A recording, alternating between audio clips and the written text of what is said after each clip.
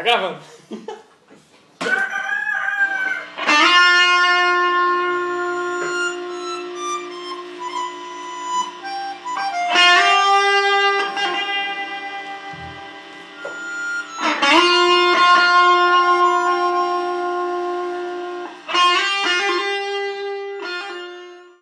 A gente vai falar hoje um pouco sobre a cor na pintura.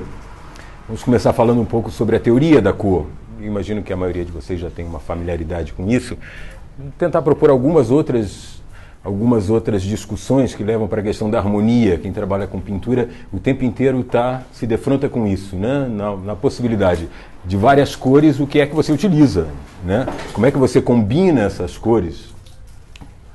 Tratando tecnicamente, como é que você harmoniza essas cores. E isso é muito interessante a gente pensar nas cores, porque a gente fala em harmonia cromática. Da mesma forma que na música. E você tem determinadas combinações que são dissonantes, que são assonantes, que são harmônicas, que são desarmônicas. Então, essa coisa da grande arte que Kandinsky propunha no início do século XX, o Kandinsky propunha que toda obra de arte pudesse ser tocada, executada ao piano. E o Stravinsky chegou a escrever algumas partituras sobre os quadros do Kandinsky. Então eram quadros, ele atribuía determinados sons para o amarelo, para o vermelho, para as combinações de azuis, para as relações complementares, né? Então, quando a gente fala de cor, e quem está trabalhando com isso na prática, e mesmo quem está observando, uma questão sempre é o impacto cromático que isso primeiro desperta em quem está assistindo e como é que você constrói isso, né? Entre tantas possibilidades de uma palheta, como é que você diz ou expressa uma determinada coisa da forma correta? Se as cores podem ser vistas como uma forma de expressão, com significado, a utilização incorreta de cores pode gerar um grande equívoco até na percepção e na relação do observador com a obra, por exemplo. Lógico que isso não é tão rígido quanto é no design, por exemplo, ou na arte digital. Mas quando a gente pensa em pintura, obrigatoriamente você trata de uma narrativa.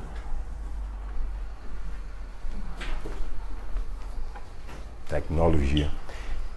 E essa narrativa refere-se a uma expressão que não é absoluta, porque você cai no campo da subjetividade quando você fala em arte, mas que remete a algumas possibilidades que o artista pode explorar e, quem sabe, pode entender melhor a obra quando você percebe de que maneira o artista trabalhou as cores. Vamos começar então colocando algumas questões do ponto de vista mais técnico. Para começar, o do espectro luminoso. Esse é todo o espectro, né? Esse é todo o espectro luminoso. Nós só conseguimos enxergar 10%. Quer dizer, tudo isso acontece à nossa volta sem que a gente perceba. Toda a temperatura que sai do nosso corpo emite radiação, os telefones, os aparelhos eletrônicos, a fumaça, uma série de energias eletromagnéticas luminosas que estão no espaço, mas que a gente não vê, a gente vê 10%. Isso já de inúmeras formas começa a complicar a questão. Isso significa que o que nós vemos não é a realidade absoluta.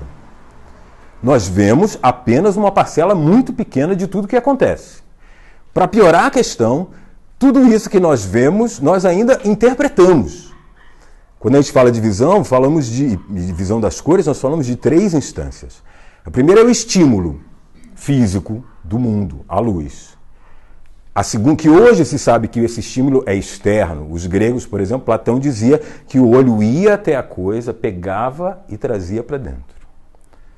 Hoje em dia a gente sabe que cada corpo emite uma certa radiação luminosa que nós temos capacidade de sentir, do ponto de vista sensorial. Então a primeira instância então é o estímulo. A segunda é a sensibilidade. É a capacidade humana de perceber as cores. Por isso a nossa retina tem 2 tipos de célula. Todo mundo sabe disso, né? Desculpa se eu estou chovendo no molhado, mas enfim, só para introduzir a questão. Algumas células só veem a diferença de claro e escuro, que são os bastonetes, outras veem a cor, que são os cones, que dividem a cor e permitem que você consiga diferenciar os matizes na natureza. Uma evolução bastante importante nos primatas que começam a identificar a diferença das frutas nas árvores. Então agora eu tenho o verde e o amarelo ou o vermelho, e esse contraste, a percepção desse contraste que está lá, é uma característica evolutiva extremamente interessante. A gente pode dizer que a história da pintura começa quando o primeiro primata identifica e diferencia as cores complementares numa árvore, uma maçã e uma macieira. Aí começa a história da pintura, uma capacidade sensorial. Depois vem todo o resto de complicações que nós, seres humanos, acabamos atribuindo, que é o que a gente chama de percepção, que envolve a nossa subjetividade, as nossas relações culturais, o nosso gosto, a maneira como nós vivemos o mundo, o ambiente onde a gente vive, o ambiente social que a gente habita, qual é a visão de mundo do grupo que a gente compartilha. Há um longo estudo, há uma longa história para tentar identificar o que é isso. Eu não vou partir dos primórdios, vou partir do Renascimento. Tá? É o nosso ponto de origem, porque é no Renascimento que começa o que a gente pode chamar de teoria das cores. Você tem especulação sobre as cores em vários momentos da história. Platão fala sobre isso, Aristóteles fala sobre isso, Plínio fala sobre isso. Mas é Leonardo da Vinci o primeiro pesquisador que estabelece o que pode ser chamado de teoria das cores, mais consistente enquanto modelo. Antes dele, Leão Batista Alberti já havia proposto um modelo. E fez várias experiências, uma delas é essa aqui. Eu coloco uma esfera, né, um corpo dentro de uma caixa escura, ilumina por um orifício com a luz do ambiente, que sempre é relativamente azulada, que vai iluminar um dos lados da figura, da esfera. E no interior da caixa você coloca uma vela que emite uma luz levemente amarela. A união dessas duas vai gerar o branco na região onde elas se encontram. E aí o Leonardo começa a perceber que a cor é muito mais complicada do que meramente a projeção direta. Elas se misturam, elas interferem umas sobre as outras. A presença de uma cor muda completamente a percepção da outra. A presença de sombra ou a ausência dela. E que nesse momento, como diria o Arrai, toda a percepção visual é extremamente criativa. Ver é criar. Nós não vemos o que está lá. Nós vemos o que nós conseguimos ver. Ou o que nós aprendemos a ver. Ou o que nós desenvolvemos a nossa sensibilidade e a nossa percepção para ver. Há sempre um recorte, há sempre uma interpretação. Vocês vão perceber isso até do ponto de vista sensorial, não estou falando nem de subjetividade, da dimensão simbólica, ainda nem cheguei nisso. Essas experiências do Leonardo foram muito utilizadas por Isaac Newton, que é o primeiro físico, né, que estabelece a teoria física das cores e que prova que a luz branca é qualquer fonte de emissão de luz múltipla, tá? Sol, uma vela, isso é luz branca. Ainda que elas tenham variações. Que essa luz, no caso ele usou uma fonte de luz uniforme, ao passar num prisma, se decompõe em várias cores diferentes.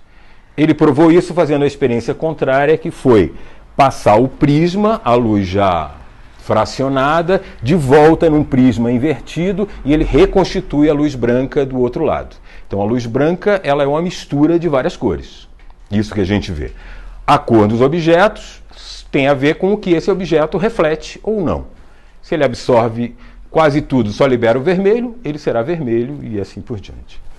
O Isaac Newton aqui, ó, esse é o modelo do Leonardo, está um pouco pequeno, não está dando para ver muito bem, mas é o modelo do Leonardo que mostra a refração das cores. Cada cor, quando atravessa o prisma, tem um ângulo diferente. Então, quando ele atravessa o prisma, ele se desloca, ele refrata num ângulo determinado. E é esse ângulo que estabelece o matiz desse comprimento de onda, porque na verdade são comprimentos de onda diferentes.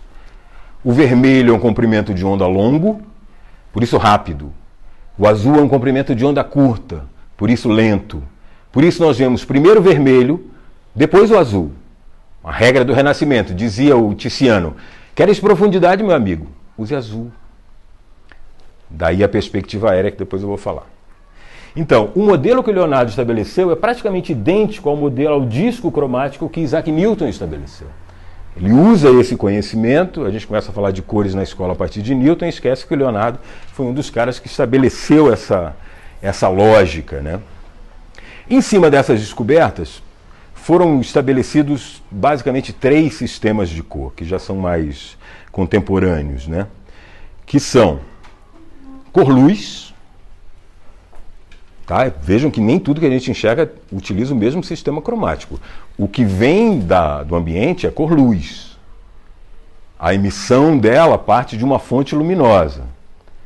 O segundo modelo é o que a gente chama de cor-pigmento, que tem de 2 tipos. O pigmento transparente, por exemplo, a aquarela, as impressoras DeskJet, são pigmentos que trabalham com a luz do fundo. E os pigmentos opacos, como os pigmentos da tinta, da pintura, da tinta a óleo, da tinta acrílica, né? São pigmentos opacos que não permitem a passagem da luz. Isso tem uma série de consequências. Bom, toda cor, todo disco cromático tem cores primárias, secundárias e terciárias que resulta da combinação deles, né? O que é uma cor primária? O que é uma cor primária? Como é teu nome? É uma cor geradora. O que significa ser geradora? Que a partir dela você vai criar mais. Exatamente, porque ela é pura, né? Ela não tem nenhuma, ainda que isso não seja verdade, tá? Na verdade, não existe cor pura. Nenhuma cor é pura. Ela sempre tem alguma quantidade de outros pigmentos. Mas a gente faz de conta que ela é pura para dar certo, senão não funciona nunca, tá? Então a gente estabelece algumas cores que são o mais puras possível. No caso da cor-luz, quando um raio luminoso ilumina um objeto, ele sempre vem formado por 3 cores geradoras, que são as cores primárias. No caso da cor-luz, vermelho, verde e azul. Vocês já viram a televisão? Várias logomarcas de várias empresas não tem lá o vermelho, o verde e o azul? Os canhões que você usa para iluminar, para projetar imagens, tem lá uma bolinha vermelha, uma verde e um azul. Cor-luz. Televisão, computador, projetor, vela, lâmpada, tudo isso é cor-luz, tá? A mistura das 3 forma o branco. Quando você mistura com a luz 3 cores diferentes ou mais, você forma o branco. E aí, o que é uma cor secundária? É uma cor resultante da mistura de 2 primárias, né? Quando eu misturo o vermelho com o verde, cor luz, eu formo o amarelo. Quando eu misturo vermelho com o azul, eu formo o magenta, que é uma cor secundária. Quando eu misturo azul com verde, eu formo ciano, que também é uma cor secundária. Tudo bem? Agora, esse é só o primeiro modelo de luz. Quando a gente entra no pigmento, é exatamente o oposto. Exatamente o contrário. Então, se a mistura de cor luz gera branco, por exemplo, a mistura de cor pigmento vai gerar ou um cinza muito escuro ou preto. Vejam, primeiro modelo de cor transparente, cor pigmento, aquela que usa pigmento químico, mas que é transparente. Ela é exatamente o oposto do anterior. As primárias são magenta, amarelo e ciano. E as secundárias agora são vermelho, verde e azul. Vejam que é o contrário da cor luz. Na cor luz, quando eu misturo tudo, dá branco. Aqui, quando eu misturo tudo, dá um cinza escuro, quase preto, que não chega a ser preto. É um cinza muito escuro. É o que acontece nas impressoras que você tem em casa, DeskJet. Elas vêm com um cartucho ciano, um magenta e um amarelo. E mais um preto, para reforçar o preto absoluto que a mistura das 3 não consegue fazer. Tá? Mas, para quem pinta, o mais importante é o terceiro sistema de cores. Esse é o mais comum. Esse é o modelo que a maioria das pessoas que trabalham com arte ou que observam a arte utilizam. Cor, pigmento opaco. Pigmento químico mesmo, ele emite determinados minerais, emitem certos comprimentos de onda, né? Cádmio, cobalto, titânio, chumbo e outros tantos. Essa emissão é captada pela nossa percepção como cor. também chamada de matiz. Aqui as primárias são aquelas que você compra o material para o jardim da infância, né, que são vermelho, amarelo e azul. Cuja mistura, são as primárias, cuja mistura gera as secundárias, laranja, violeta e verde, que estabelecem uma relação entre si. Então, esse é o modelo que a maioria dos pintores utiliza, trabalha com ele. Tá? A gente faz de conta que os outros nem existem, mas ele é a nossa referência. O pigmento, as cores se misturam e vão gerando, ó, aqui é uma síntese dos três, tá vendo? Os três modelos, né? E esse é uma das consequências desse conhecimento, que é o disco cromático.